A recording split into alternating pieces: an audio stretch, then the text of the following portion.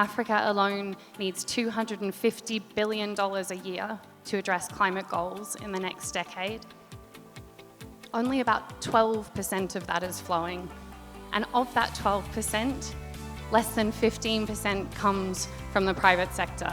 And that is compared to over 70% in developed economies. That's not right, and that can't stand.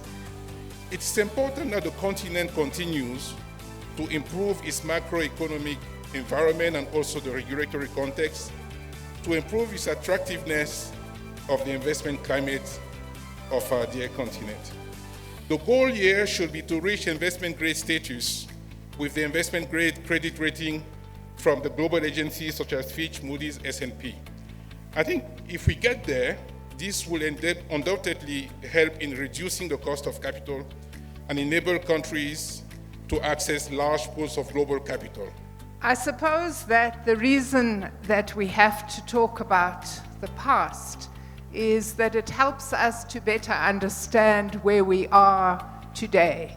And as you've correctly pointed out, action with regard to climate finance has been delayed. We're still waiting for the 100 billion. We have had a commitment for the doubling of adaptation finance, but as yet, I'm sometimes tempted to say doubling nothing is still nothing. Looking at what's been possible to mobilize and finance the last decade, we are so far from where we need to be. Going back to 2009 at COP15 in Copenhagen, my own country, it was decided that from 2020 to 2025, we needed to mobilize 100 billion a year in climate financing. Now, hopefully we will reach that target this year, but that's 3 years too late. I think what's really missing is enough risk-tolerant capital going to back projects at the very early stage. What you're seeing, I think, in Kenya, Nigeria, in the fintech sector, right, where you have a lot of investors coming in at the early stage, we need that for climate, but at a much, much more accelerated levels.